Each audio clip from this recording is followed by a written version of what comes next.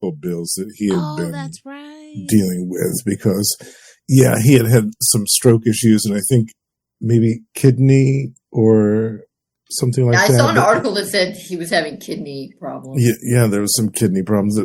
So I think there was some dialysis involved, possibly.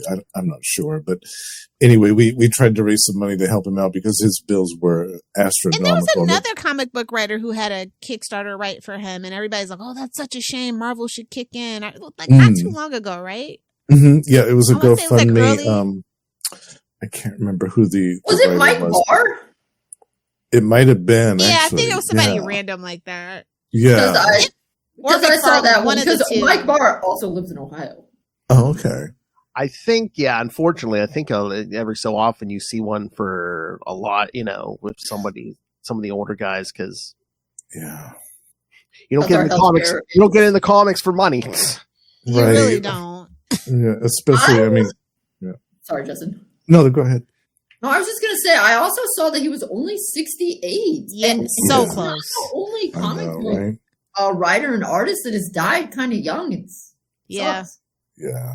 Yeah, I know, Lilith. I was going to say, he didn't make it to 60. I think it's September or something was his birthday. Yeah, I looked it up and I was like, so close. Couple months. Yeah, that's Lilith. Cool. Yeah, no, actually, either if I turn 69 or to live to see April 20th of 2069. Either way. Mm-hmm. Okay. Just depends on how bad the world gets.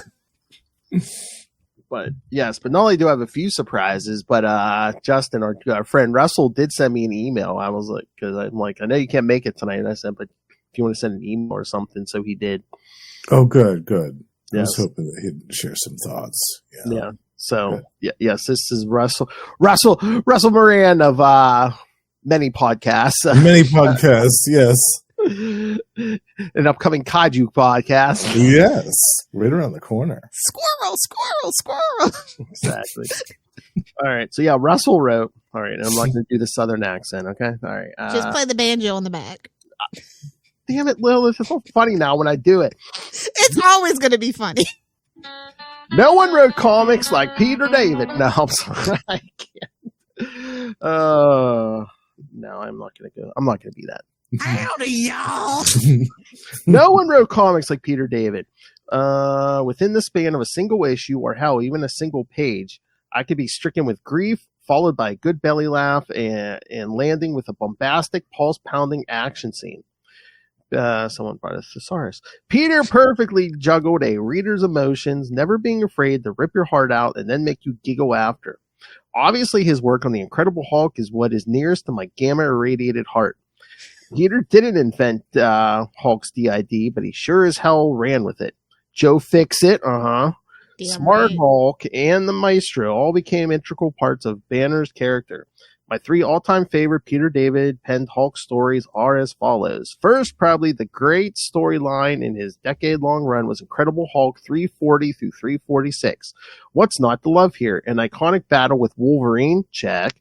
A heartfelt coming to Jesus moment between Hulk and Betty? Check. The most pulse-pounding, dread-inducing WTF issue of all time? Check. The leader wins, and he wins definitively. My jaw hit the floor when I finished 345, and I didn't know if I've ever recovered. Second, Countdown would make for a great film.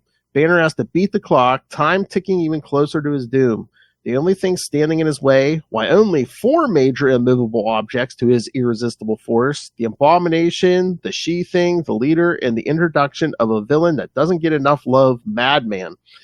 A true thrill ride of an arc. Lastly, and probably David's magnum opus, Future Imperfect. When the Hulk loses his marbles and conquers a dystopian Earth, who can stop him? Himself!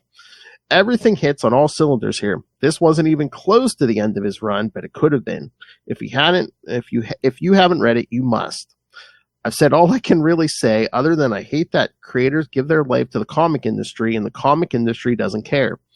Peter David shouldn't have had to start a GoFundMe for his medical needs. It should be standard practice that creators who did so much should have insurance. And yes, for all of you international listeners, it's an American issue. you international listeners, Justin. Medical bills are ridiculous in the United States. An ambulance ride costs literally thousands of dollars. Alas, farewell, Peter David. Enjoy your rest on the other side of the green door. Oh, Russell. All I want to say is Incredible Hulk that and Young Justice this. But what we really need to be talking about is his Star Trek novels because he wrote like 30 of them. Oh, yeah. Okay? Yes. Not my favorite one is with Q Lane. So much Star Trek. Yeah, so much Star Trek. Like that's actually where I originally know him. Not Hulk. The first thing I ever read by Peter David was a Star Trek novel. Oh, I love that. Yeah. So I mean, not only was he a comic writer, yes, he was a novelist too. Yeah. So he did Ben, like as a 90s trash kid, he did Ben 10 and Young Justice. Like, hell yeah. So I always find that very interesting. I love his work on Supergirl too. So, and I think most people probably would go X Factor if you're not a Hulk fan. Yeah, he wrote the Young Justice book or the Young Justice cartoon? Yeah, he did a Young Justice book as well too. But both, yeah. Yeah. They're pretty good. And that Supergirl comic, let's not gloss over that. 80 issues of Supergirl, a feat that was never repeated. And never will be. Before or since, yes.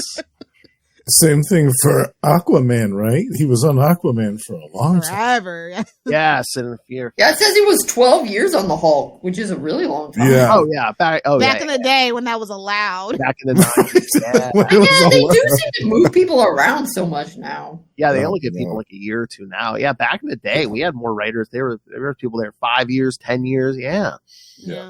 But yeah, I 100,000% agree with Russell. Yeah, one of his greatest creations, Joe Fixit, the Gray Hulk. Yeah. Yes. Mm-hmm. Hulk is Hulk living in Vegas. That is literally as a Vegas leg breaker. Yeah. And Margot, it was an original creation. Yeah, totally. Oh my God, but so much stuff. Just so prolific. Honestly. Or Marlo, rather, not Margot. Yeah, Marlo. I get those names mixed up because of all the shadow stuff. Classic. Yeah. I'm just reading so much.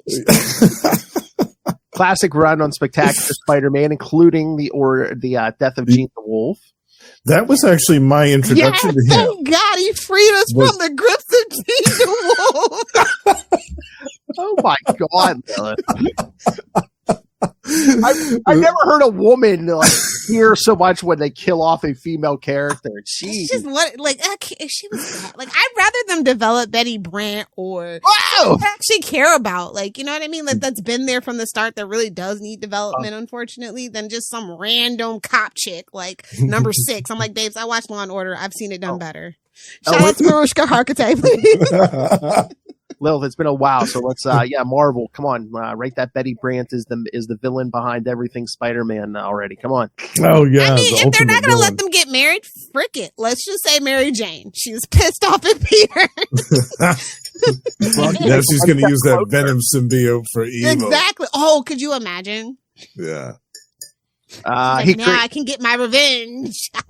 He created Spider-Man 2099. We won't hold that against him. And that was in the interview. Yeah, we asked him about that when Charlie and I talked to him, and he said, when they started that 2099 line and they wanted like future versions of some characters, and everyone's throwing out, he's Peter Parker's grandson, this and that. He's like, I just took everything and reversed it. Mm-hmm. He was like, Peter was a teenager. I made him an adult. Peter had no luck with women. I had him engaged. Miguel engaged when this book started. Yeah. Yeah. In 1994, he had a great job. 1994, he goes, I came up with organic web shooters. He's like, those movies owe me money. I mean, shout out to Ira. Yeah. Maybe we can get the Peter David estate paid in retrospect. Yeah. Like at least 2 great runs on X Factor. 2, yes. Mm-hmm. Not just 1, but 2. Came back and did it again. And they were both distinctively great. Exactly. Yeah. Made Madrox a name to be reckoned with. I know. Before that, Madrox, I thought he was kind of a chump, but Peter David took him and made him into this really multi-layered, complex, really cool character. Yep. Yeah. I forgot to put the picture up there. His Captain Marvel run. Remember we did that's right. I for sure thought you were going to mention that. Yeah. But again, it's just like... I'm actually planning on reading that now. I still haven't read that. Yeah. There's like two back-to-back runs of his, Lilith. Yeah, you'll like it. Especially the second one. Like he basically his cosmic awareness drives him insane. Yeah. I heard in an interview, which I thought was just the sweetest thing, the first comics that he really got into were the Casper and Wendy comics. Is that Oh, and I then love also that. Superman was like a really big inspiration for him as a kid too, which not a lot of writers will own up to these days because it's not cool to like the big blue Boy Scout. But whatever. Right. I love that. He was also the man who had Piranha eat Aquaman's hand. Yes. Again, won't hold that against. It was time for him to go through some emotional turmoil. I totally get the harpoon hand, like the toys. I don't like those toys. Oh yeah. Was it Piranha that ate through his hand? It was wasn't it a whole pole of piranhas, Lilith? Or something? I thought it was Black Manta cut it off. Nah, I think it was like a whole. It's a whole thing. Oh, okay. Pretty much. Right. But yeah, no, I forgot to put the Captain Marvel stuff up there. But yeah, I mean, he's done so much stuff. I mean, he's one of those guys, you look at his bibliography, you're just scrolling. Oh, yeah. Yeah, it's a thick boy. Massive. Mm-hmm. I'm trying to remember. I thought like back at I think he started, oh God, was he like in the advertising department or something for Marvel? He was something. I swear he had an office job and like, he got them to give him a shot, like, writing comics, and he just took off. Back in the day where you could just literally work your way up from the mailroom. Right. Yeah. Yeah. It was possible then. Mm-hmm. Yeah. Oh, he did DC Comics, did some Babylon 5, issues 2 and 4 of DC vs. Marvel. Oh, yeah. I always forget that. Oh, yeah. He's one of those guys you forget. Oh, Lilith, he wrote some Spike comics. Mm-hmm. Mm-hmm. IDW. Oh, Wonder Man, My Fair Superhero miniseries from 2007. Oh, he wrote a Deadpool's Art of War 124. So yeah, he's and also he took over Teenage Mutant Ninja Turtles too. Sorry, Justin. He took over Jim Starlin's Dreadstar, which originally started out in Marvel and Epic, but then went over to First Comics, and that's when Peter was writing it. That's I was introduced to him in the Spectacular Spider-Man in the 80s, but it was the Dreadstar stuff that I read after that. And I thought, oh, wow, this is cool. This is totally different.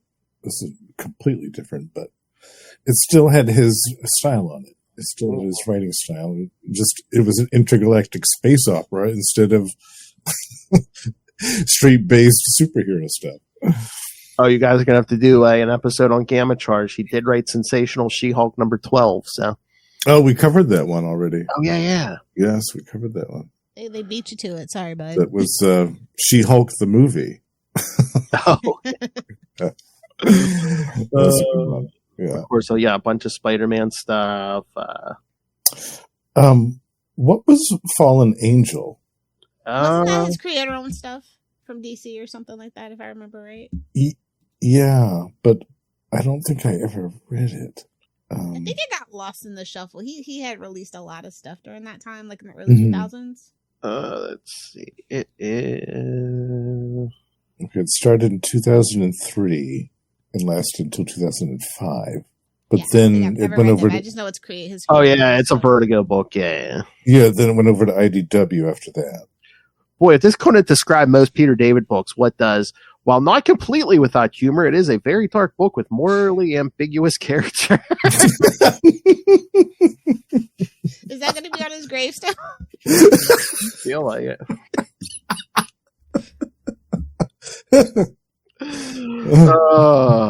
Oh, my Lord. All right. Do you want to hear the Charlie clip? Yes. Oh, so if you don't know, this is a deep cut. This is from like the before times, 2017. 2017, yes. It's wow. Very this is like one of our biggest gets ever, though. Yes.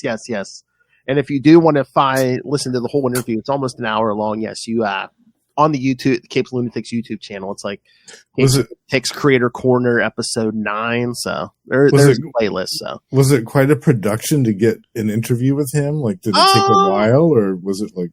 There were a couple emails back and forth, but I think we caught him at a good time too. Nice. Yeah, he was just sitting there on his couch like a king. Yeah. Oh, I love it. Oh my Lord! But this just made me sad. Like I said, now Peter David's gone, Charlie's gone. It just made me sad. 2025, I swear. Yeah, I've got beef with all the 2020s at this point. and going through this, I found this clip too, and I'm just like, oh boy, this is unfortunately timely. It's getting old isn't fun, but it beats the alternative. Oh, yeah. No, that's a good clip. That's a good quote. Oh, that's a Peter David to be like, yeah, I said it, yeah. Yeah.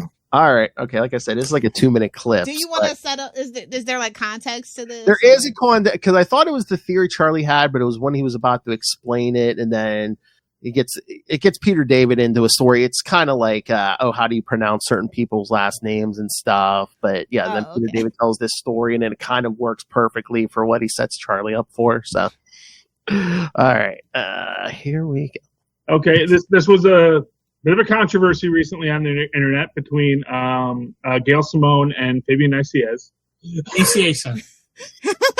I'm sorry. I've only read it. I've never heard it.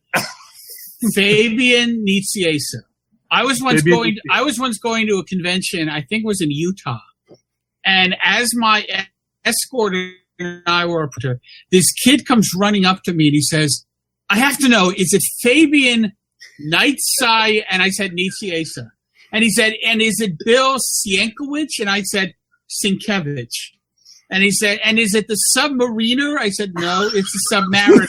I told him a couple more things. And then as he turned to leave, I said to the kid, oh, by the way, you didn't ask me this, but it's Moon Knigget. He went, what? And I said, it's pronounced Moon Knigget. And he said, I thought it was Moon Knight. And he said, no, you have to remember he's Egyptian. The Egyptian pronunciation. And he went, wow, okay. And he goes running off. And my escort said, you are evil. And I said, oh, just wait. Because I saw the kid running to another group of kids. And he starts telling them the names. And I knew when he got to Moon Knigget because the reaction was like this. They were going, and the kids have to watch that on YouTube. Yes, and I see him pointing at me. And all I could think of was, I hope that eventually he sees Monty Python and the Holy Grail and watches the French Taunters talking about you stupid English Kniggets, and then he'll realize where I got that from. But at any rate, yes, Fabian Nicieza and Gail Simone. No! Charlie. It's Simone, dumbass. No. I forgot. I thought it was the theory of it. He got him. Simone, dumbass. Charlie seemed embarrassed. I was like, I would wear that as a badge of honor. I'm like, I'm the guy Peter David called it dumbass. Yeah. Totally, I would have it on a t-shirt, bud. Totally. I know. It's Simone, dumbass. Oh my God, Lilith. You know how people would misunderstand if we would have put out a shirt that said "Rest in peace, dumbass" when Charlie. They don't have our sense of humor. It's okay. No. But yeah, no. It caught me suddenly today because I was at the mall with Luca, and then I get a message from Russell. He's like, "Yeah, Peter David passed." I was like, "Oh, son of yeah." Gosh. You at the mall? Yeah. Those still exist. I know, right? No, he's actually surrounded by tons of malls. It's almost like he lives in Jersey. Hey, forget about it. No, Jersey's like literally the shopping mall capital of like the United States. They have a lot. Well, I just feel like we're just like they're dying more slowly than the rest of the country. Remember that FYE we went to, Lilith? It's gone. But you still have another one. Don't forget, you still have another one at the other mall.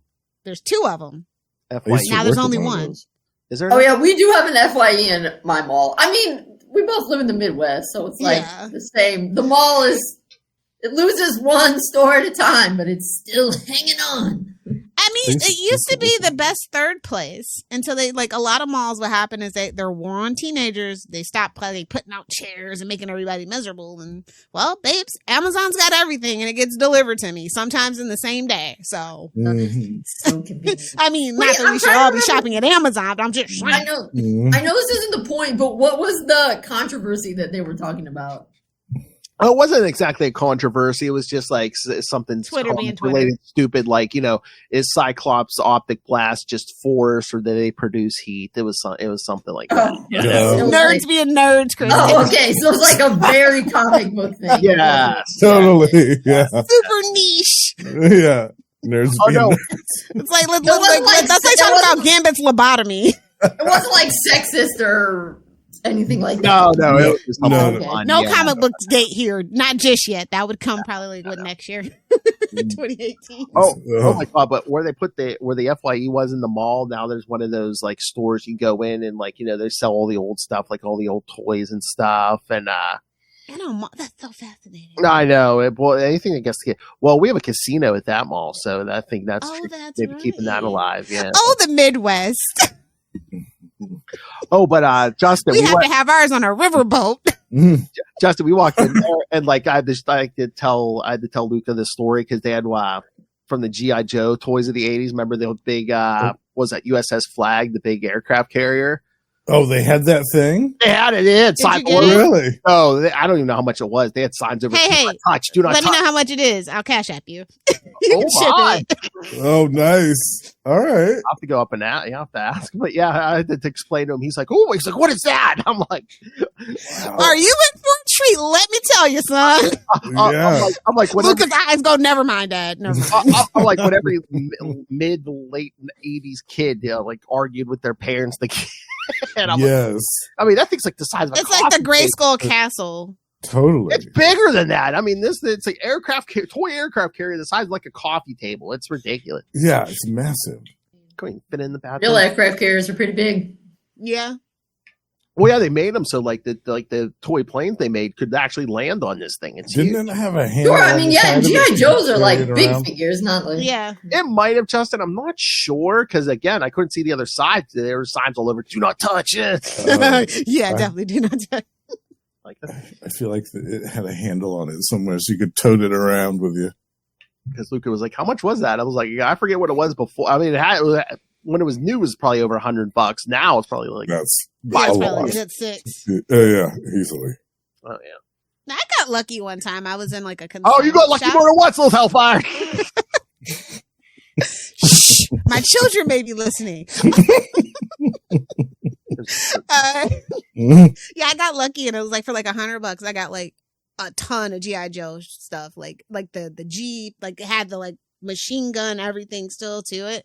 And the lady comes, like I went back in the next week for like some Cabbage Patch something or other. She's like, that guy was really mad that was behind you last week. You beat him to it by like 20 minutes. I was like, you gotta move fast in this game, sister. What store was that? Swoops. Or was it? It was just like a random consignment shop that's like by my DMV. Oh, okay. That like so I'm like I always like just kind of pop in there. They have just like this random stuff. Like they have like Barbies and Cabbage Patch and stuff like the 80s, 90s baby stuff. So it just annoys me when I see stuff toys I had and now they're selling for like $100 or more bucks. Bro, those metal freaking Transformers get me every time. I told you every time. I had one of those OG Optimus Primes. I dropped that out of a second story window. It was fine. They don't make it like that no more. No. But yeah, may he rest in power. He's going to be greatly missed. Really, truly. Definitely. Yeah, definitely. Again, I mean, he's been part of my comic book reading since I started reading. Yeah. I was like 10 years old. Yeah, I think I was 9 or 10 when I read that Spectacular Spider-Man issue, and it was great that one was the first because it kind of set the tone for really all of his stuff. It was an issue with the Mauler.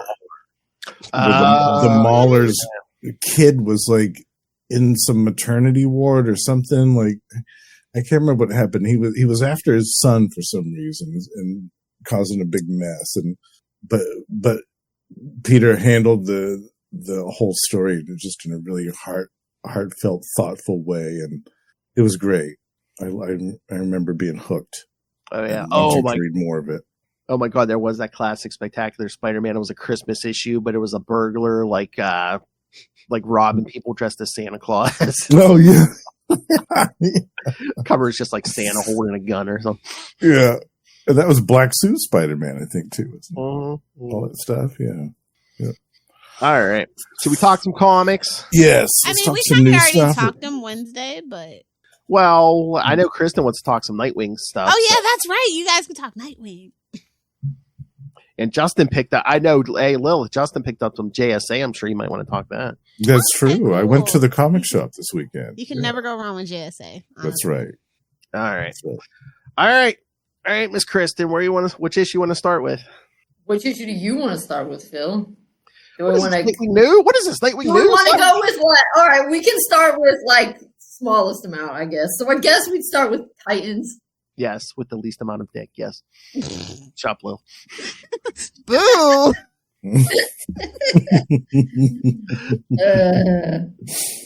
I feel like the guy who does the weird faces was back. Oh, was it? Yeah, Pete Woods. Yeah, I think that was the guy doing it. Yeah. Which I swear he did a run on like Robin when Tim Drake spoke around, a few years ago, and honestly, I swear the faces didn't look like this. He's always messing up Donna's face. When they go in for the close-ups, I don't know, it just looks weird. You never know how many books people are working on, and it just kind of, the quality dips sometimes. But gotta pay those bills. True. I mean, maybe it's just his style doesn't jazz for me. I don't know. But, yeah, it was pretty good. I thought it's interesting with the... Is Cyborg getting eaten by like a mother box or a boom? What's going on here? No, he's getting controlled by that new android. Or what's her face? Vandia or Vanadia. Okay. Oh, so it's a match made in hell. Gotcha. Vanadia. This android that was sent to destroy them, they basically reprogrammed. Well, Cyborg basically fixed it and reprogrammed it. Supposedly she's on their side, but now have they learned nothing from Terra? Now they figure out. You should say that. Oh yes. Who shows up in this issue? Yes. Oh really? Like, really, guys? You guys are such idiots.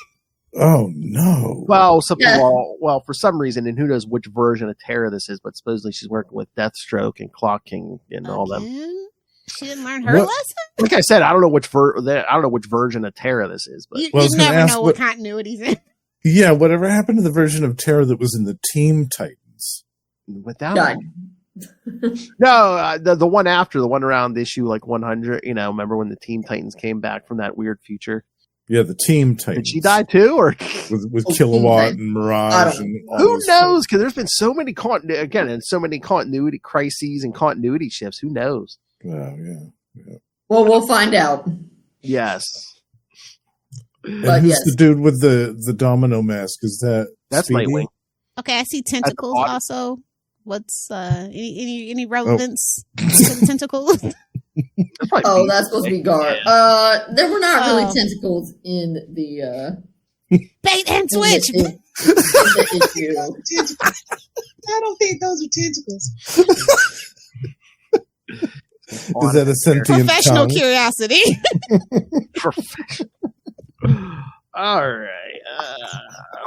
So do you rate them? Like what are we talking here? Like an A, B? If this was your student, what would they pass their final exam? Yeah, of course they would. Of course they would pass.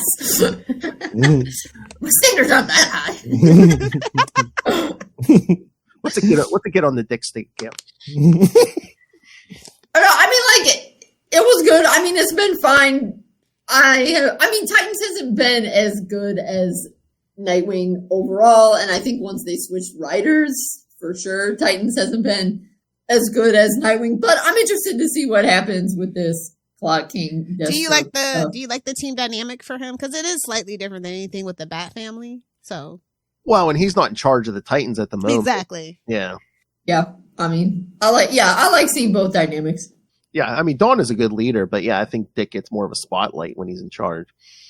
Well, how could you not? Exactly.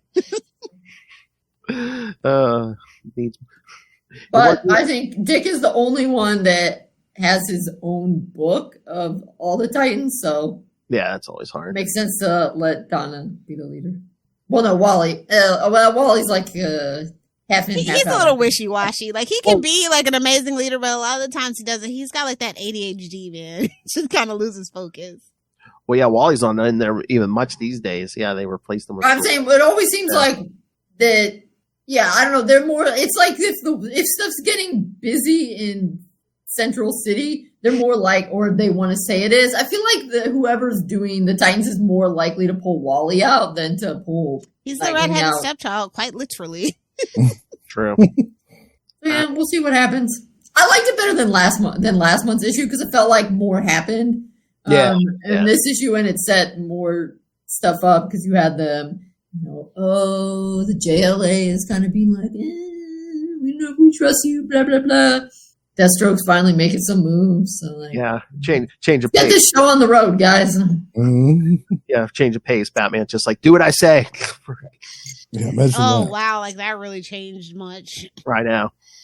But speaking of a better portrayal of Batman.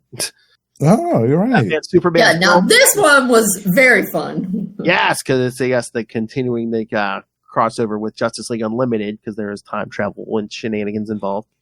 We Are Yesterday always makes me think of like Star Trek, the original series and Next Gen. So Exactly. So yeah, so this finally we see the cliffhanger we saw from the annual. Young Dick Grayson meets his modern day counterpart Nightwing. he's like, "Hey, guy, how about we just quit? Quit while you're No, ahead. he says Let's go have a he real says he normal needs life." a haircut, which I'm like, throwback to when Dick was a square. He should have been like, "See, kid, all those squats pay off." So yeah, if the Legion of Doom from the past has come to the present, and so yeah, Batman and Superman and Dick Grayson and Robin are jumping back and forth, and then Nightwing was with present day Batman and Superman. So there's a lot going on, but again, in the hands of the master, Mark Waid, it's excellently executed. Yeah, They have some good jokes in there, like when Superman asks, "What Robin are you?" and Jake from the past is like, "Oh my God, how many have there been?" You don't want to know, kid. Yeah. You will be shooketh. I know, that is funny. How many have there been?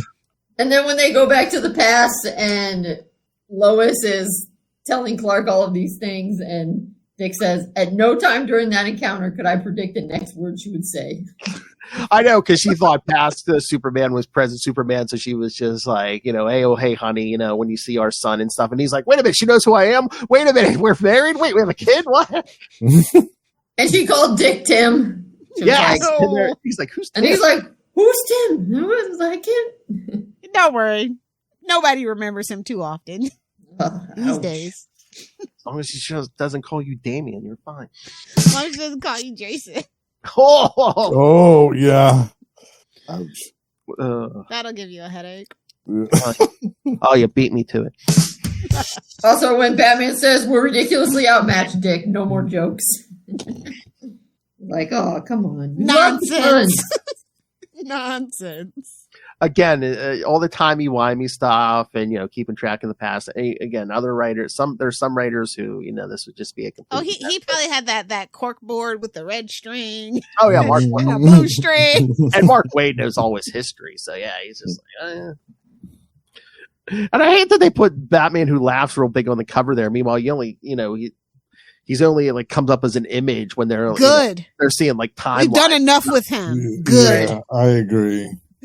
I guess I would say, and it's not really it's not a criticism. It's more just like me. When they're talking about like this science and how they're traveling through the past, I'm like, Anytime time travel gets involved, everybody's eyes glaze over. right? I know, because they're like these Tachyon rays and get. It's not Star Trek. Calm down, buddy. I just wanted to be like, oh, some weird stuff happened we're time Nanobots, traveling. courtesy of Ray Palmer. Don't worry. Right, or like, I was actually thinking about that. Yes, he says Tachyon engines and gaze or take on, or however you would say it. That I think that was one of the things that was so good, which granted, this was not time travel, this was multiverse travel, but in that Everything Everywhere All at Once movie, that it wasn't all of this weird science. It was just like you have to do weird things that you wouldn't normally do, like eating chapstick or whatever, and that will enable you to jump multiverses. I was like, that's something I could comprehend.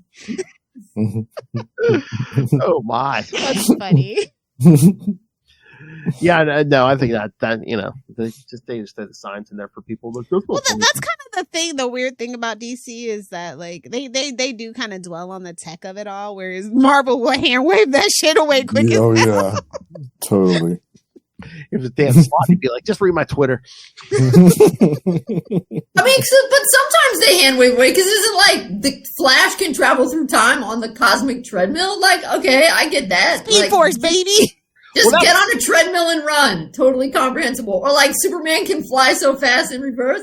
I mean, it doesn't. No, we don't talk about it. I mean, it doesn't make sense, but like it kind of makes sense. But yeah, because even saying this issue, because they're like, I think Dick's like, I forget which Dick it is, but he was just like, oh, it's the Superman. Can't you like fly? Can't you travel through time on your own? And he's like, there was too much like temporal like crap going on. So they had to go to the fortress and get a Legion of Superheroes time bubble.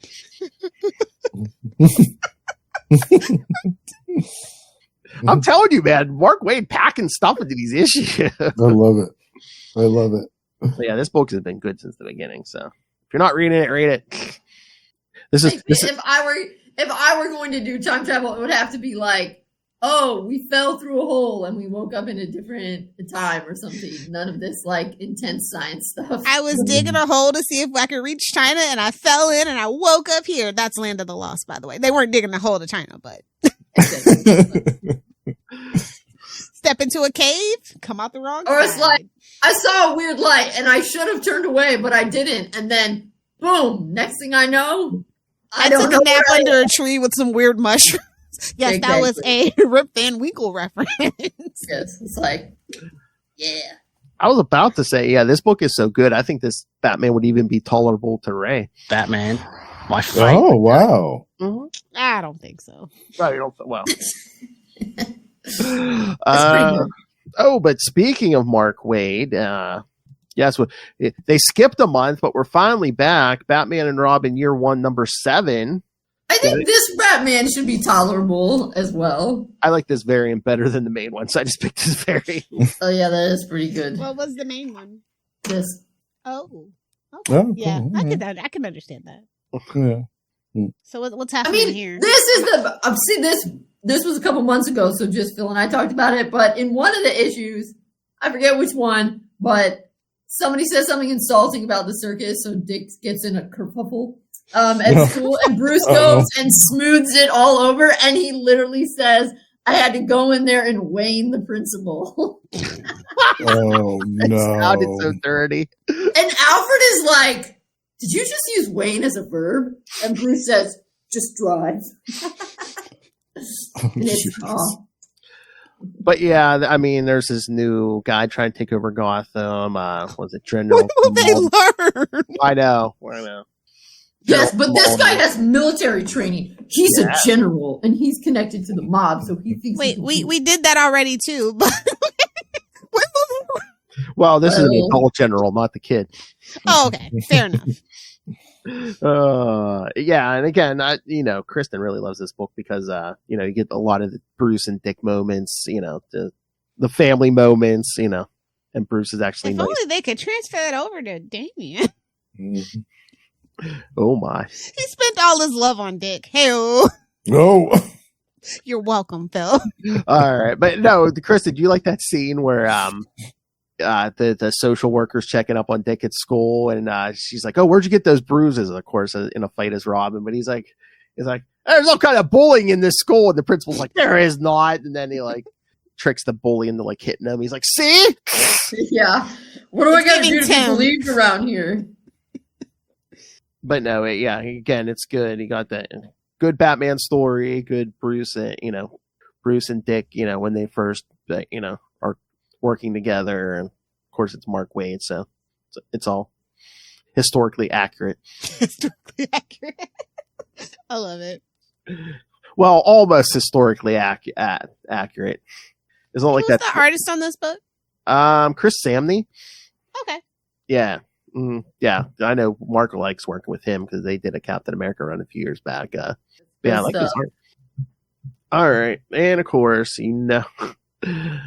last but certainly has. Oh, but at the end, I was like a little bit annoyed at first because when they're like, "You're falling behind on your reading," and I was like, "Man, why do people always try to act like Dick was a smart Robin?" But then I should have known better.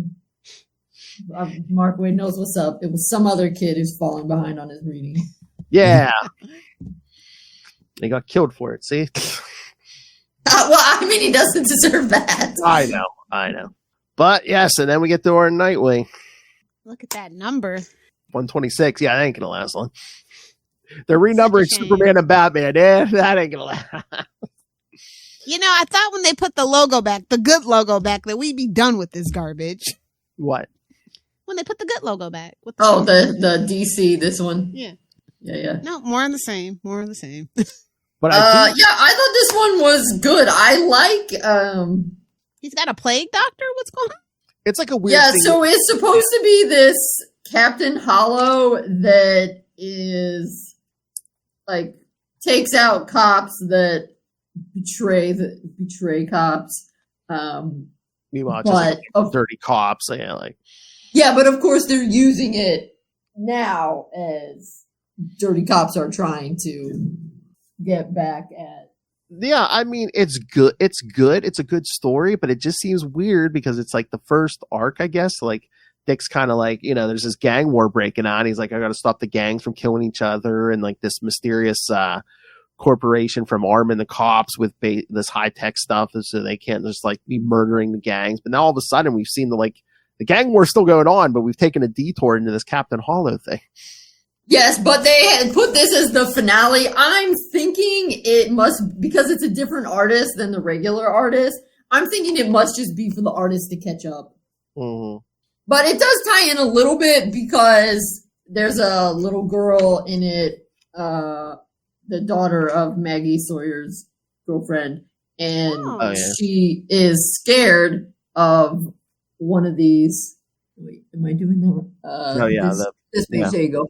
One of these goofy cop things, and it gets Maggie thinking like,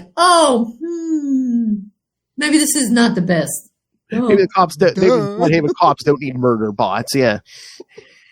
So it tied in there. But yeah, I feel like maybe they potentially originally intended this to be like in between the gang war and the next thing, and then they just needed it to, because it ties in, but also you could have put it anywhere. So I'm thinking maybe it's for the artist on the other part to catch up.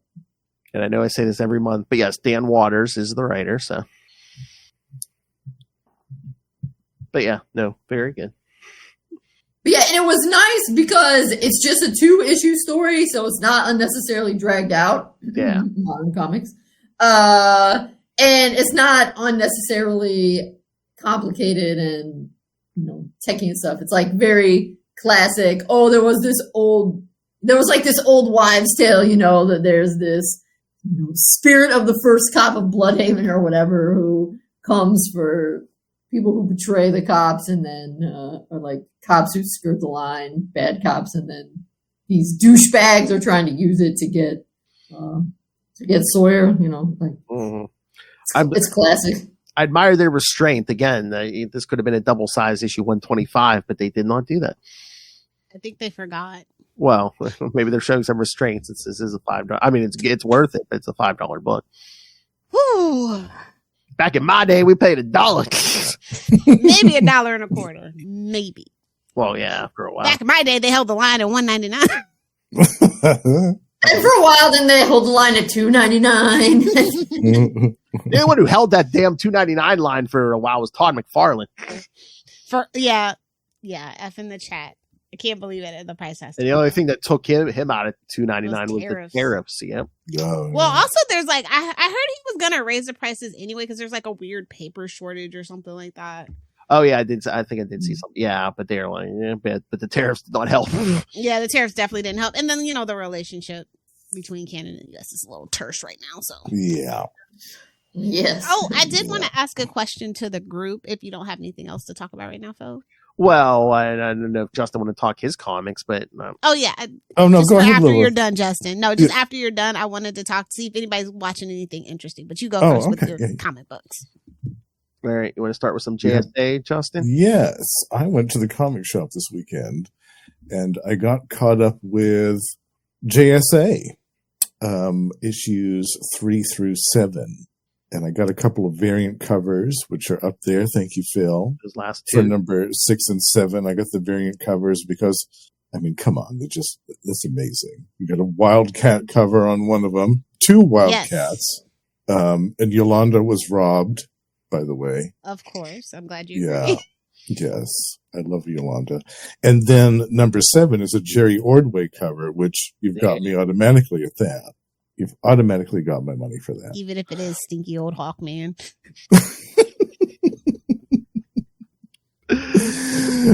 You don't like old Carter Hall?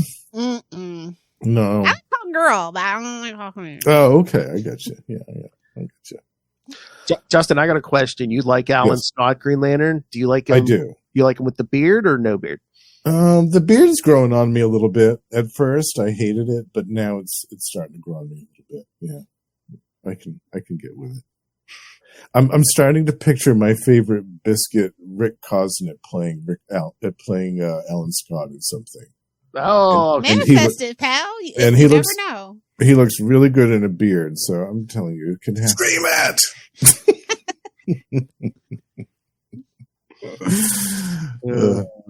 But yes, I'm very happy to be getting caught up with with JSA again. My favorite my favorite DC title. Justice for Dr. Fate, man. They really need to bring the OG Dr. Fate back into continuity. This is the thing that is pissing me off the most, really. Yeah. Yeah, because that Khalid, I mean, we've been talking about him since Lilith. I mean, we were talking about him back on World's Finest, right? That was like 2015, 2016. Yeah. Yeah, or at least make Zatanna Dr. Fate or something. Oh, another female doctor. So she has a book, you know? Yeah. Like that maybe that should be the ultimate goal, is like to take up her father's mantle, even though he wouldn't want that for her, but like I think it'd still be like a cool thing.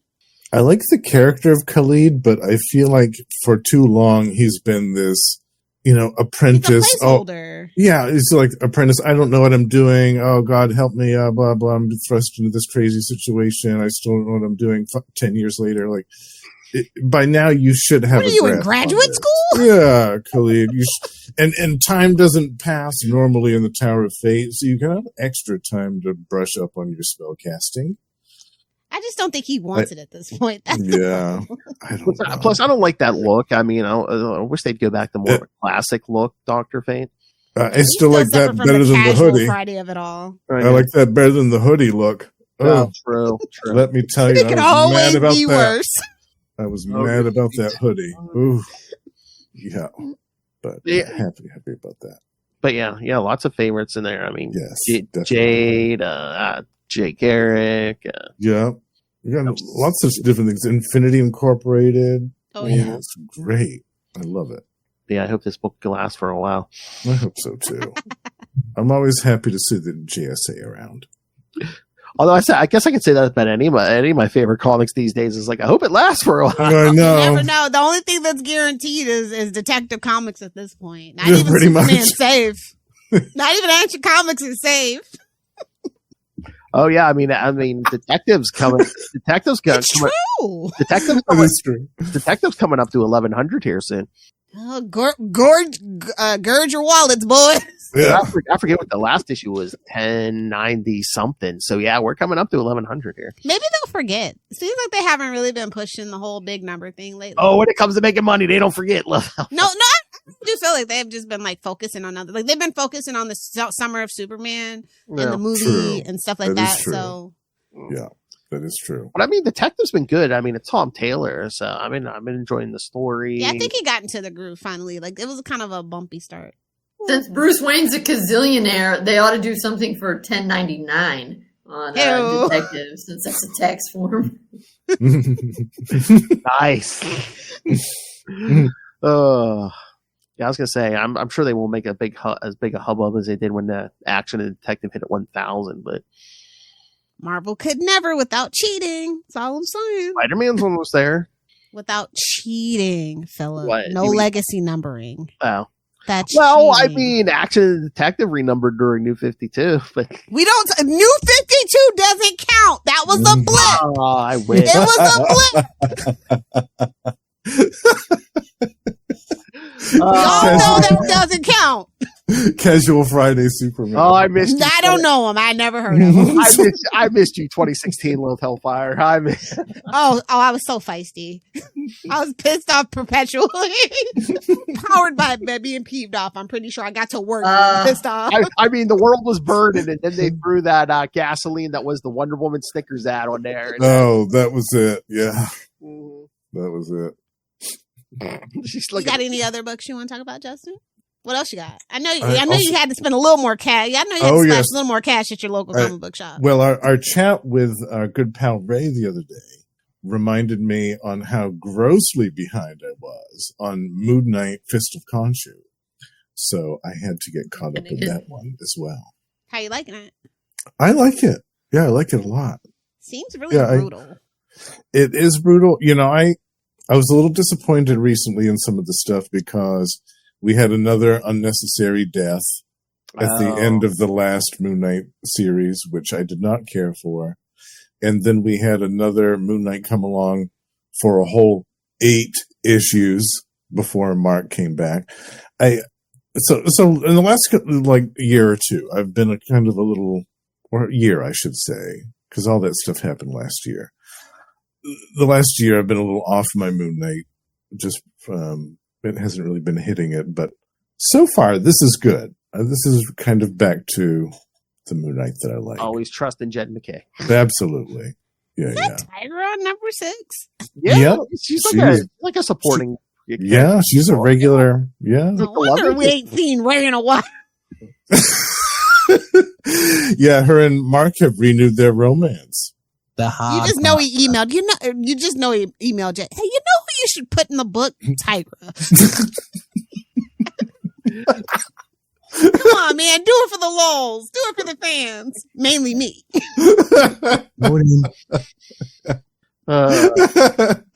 Yeah, that's the big love interest right now. That's so serendipitous. He bribed him. He had to have. I mean, that's my head canon, and I'm not changing it. I mean, at this point, I just feel like Ray has a hotline.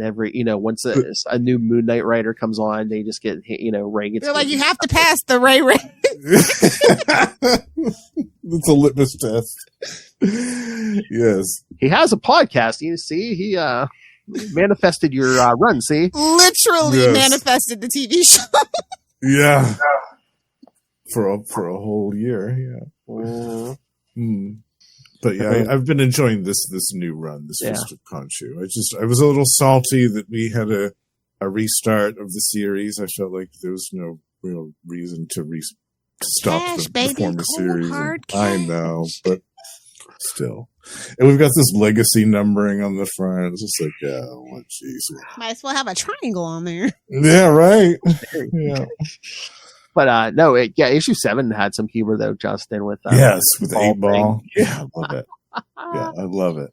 Yeah, no, it's great. This series is great. Great artwork too. We've had a nice roster of artists here. I mean, you can just tell. You can just tell Jed is such a comic book fan because 8-Ball, like an old sleepwalker. I know. Really? Yeah, that everybody forgot about. Yeah, it's great. Except for you, don't you have a podcast? That's right. Yeah, they just talked about the issue. Yes, we discussed his first appearance just this month on Adventures into the Mindscape, the Sleepwalker podcast. Him and Russell. Yep. Nom nom nom nom. But that was all I found. Those 5 issues of Moon Knight and 5 issues of JSA, and I'm very happy with all of them. Very cool. But yeah. All right, Miss Hellfire. So it's summertime. I'm getting rid of the kids. I need TV Rex. I can tell y'all what I've been binging in preparation for this summer because every summer I just kind of binge out. All right, yeah. So you guys got any recommendations for me? I don't know how much TV anybody watches anymore, streaming or otherwise. WWE. Already there, bud. Oh, are you? Are you watching regular? The kids watch it. Okay.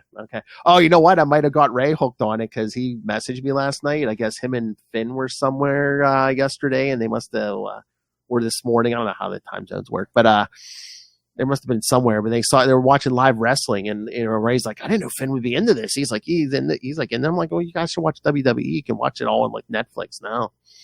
I don't know. Is that worldwide though? Oh yeah. Oh yeah, no. They got worldwide distribution. Okay. Mm-hmm. Yeah, no. Here it's like you got to watch several different places. Internationally, you can watch everything. It's all on Netflix. That's cool.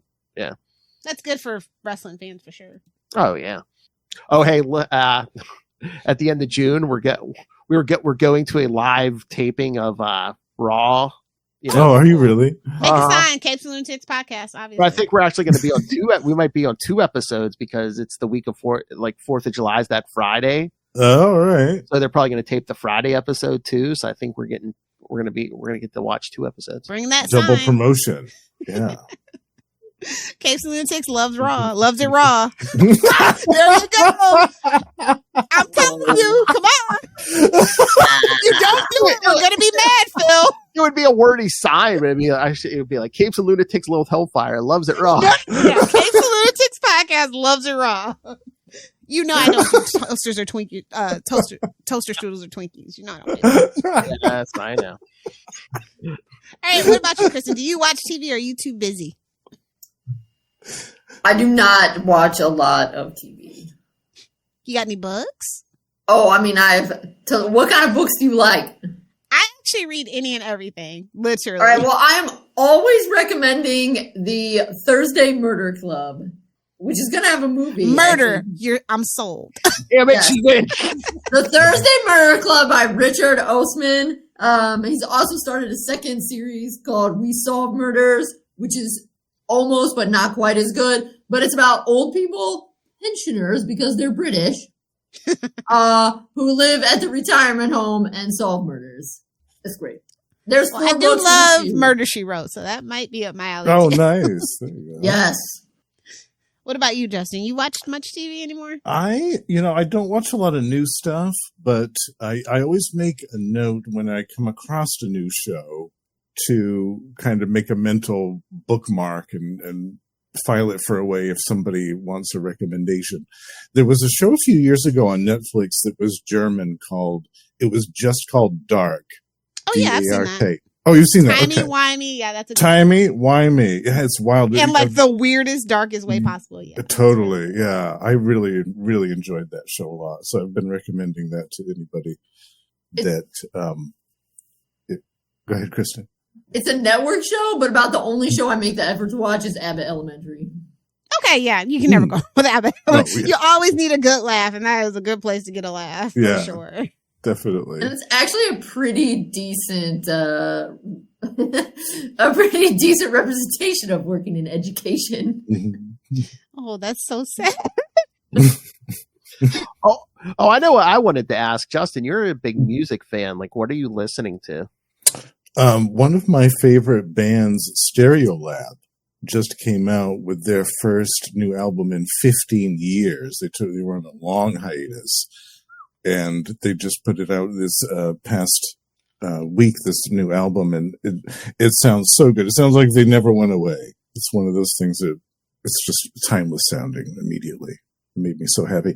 And I'm going to see them live in September. So hopefully I'll be able to see some of these new songs performed live, and I'm really excited about it. Yeah. And also there was, an album that I missed last year by a singer that I've liked for a long time. Her name is Nika Costa. Oh yeah, I love her. Oh yeah, you know her? Yeah. Oh.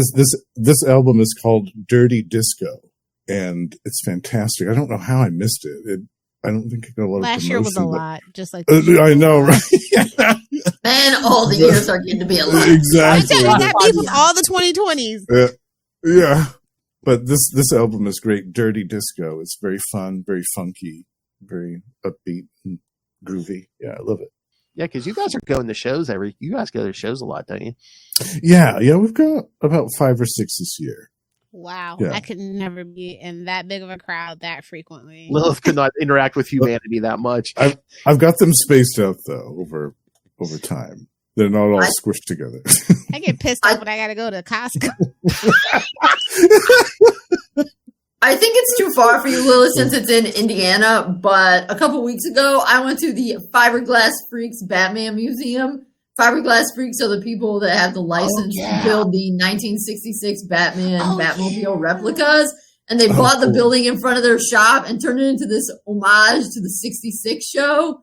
And it was awesome. Oh yeah, That's on my bucket list, actually. I saw the pictures on Facebook. You hanging on the bat pole and stuff. Yeah, Yeah, they have excellent photo ops there. Come on, Lilith. I get rid of these damn kids. Don't worry. Yeah, right. Like I said, it's on my bucket list. Come on, Lilith. I need a picture of you and Justin holding on to that bat pole with the label "dick" over it. Come on. Yeah, and they have a spot where it has to be a video clip, and the song is playing. You know, it's like a something from Slippery When Wet. I don't know. And they have a spot where you can do the, you know how it's all the bat rope climb where there's. Oh, yeah. Oh, right. Yeah. That was definitely the best one. Oh, I love it. That's great. Oh my lord, there is like there's a mansion for sale like in the area here. It was on the news. I forget how much it is. It might be like $10 million or something. And this guy, it must have been some eccentric guy, and like each room is like a weird different thing. But one of the rooms is like the library from that show. It even has the Shakespeare bust where you can like open the thing, and then that's somebody with too much money. It had to have been, yeah. But there's bat poles, and you slide down, and it takes you like, I guess, like to the entrance of like to the pickleball court. No. It's like the entrance to like the home theater or something. But yeah, that's cool. That's tough. Yeah, we gotta find who that is and rob them. I was gonna say. I won't tell you when I win the lottery. Wealth. You won't know when I win the lottery, but there will be signs.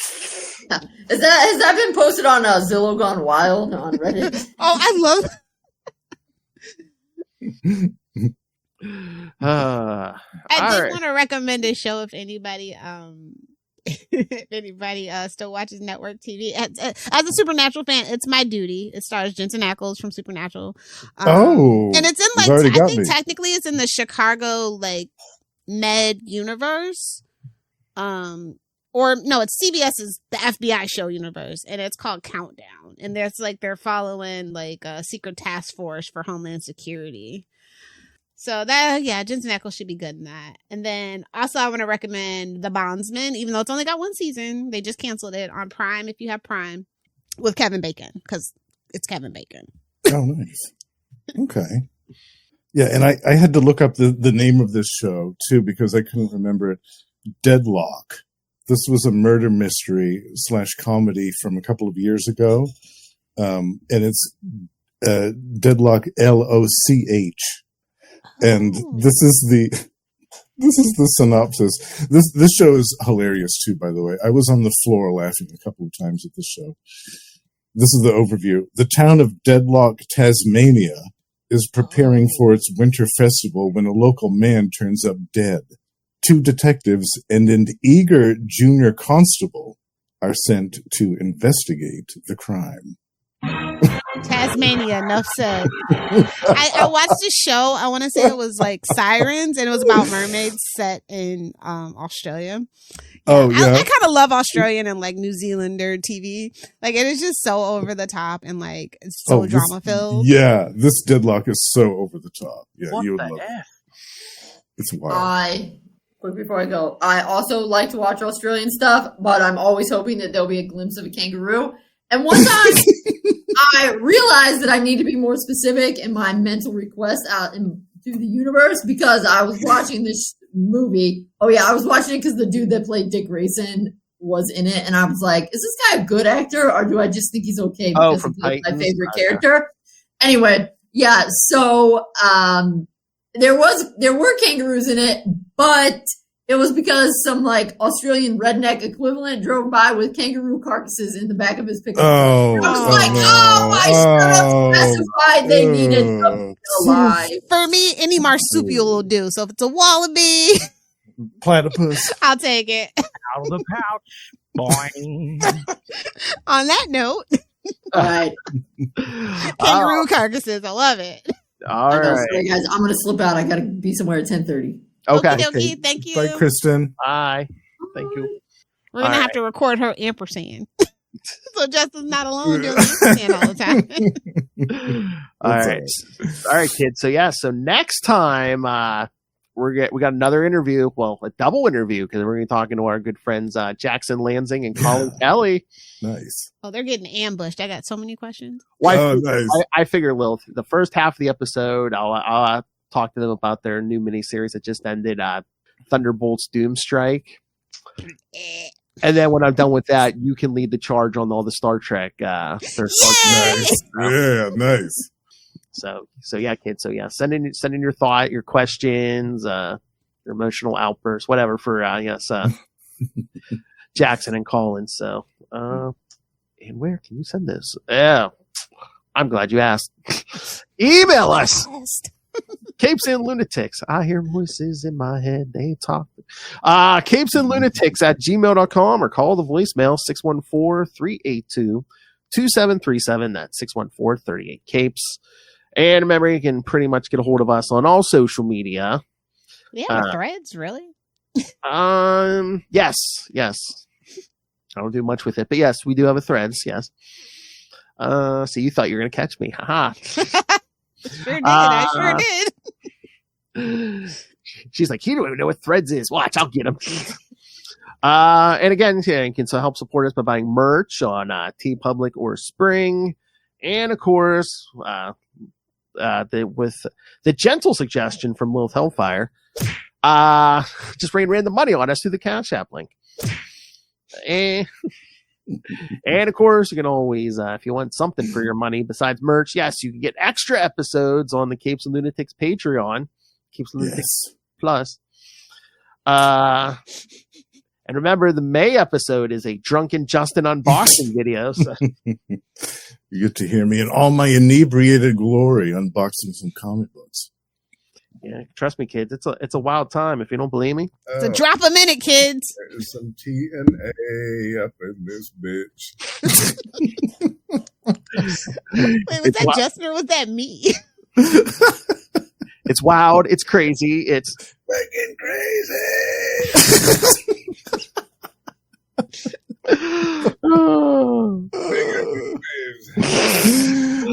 All right, so yes, you can always subscribe to the Patreon at patreon.com/CapesandLunatics.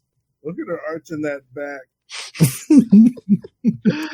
Oh my! All right, and of course,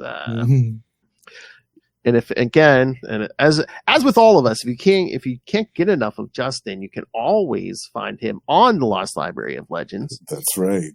Every month, and we've launched the new sub-series with Russell, the aforementioned Adventures into the Mindscape, where we talk about Sleepwalker, and also the Weeds of Crime, where we talk about the Shadow in comic books.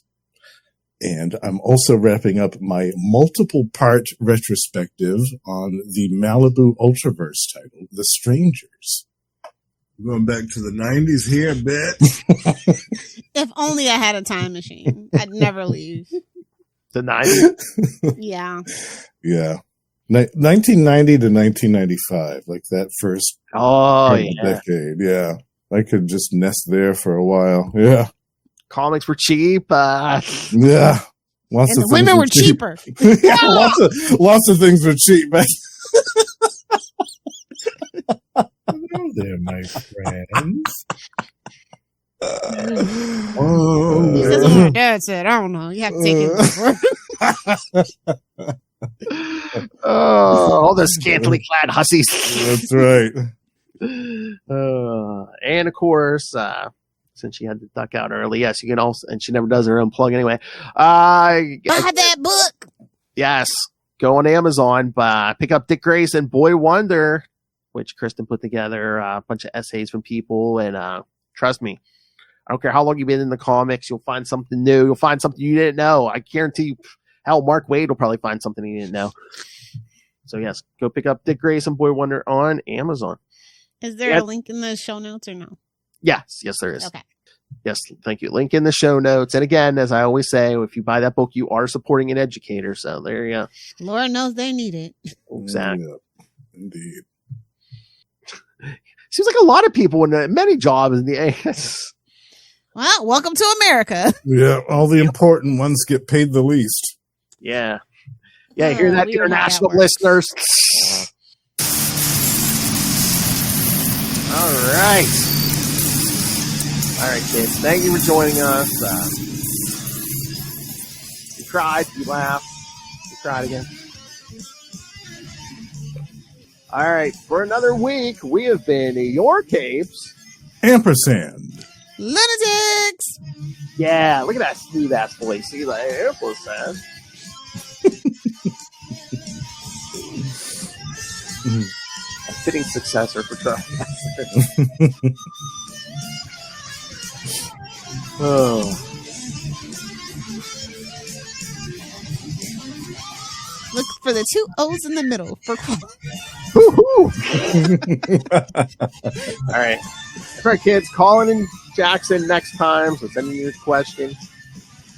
Russell, Ray. Ray will be like, wait a minute. You didn't talk to me?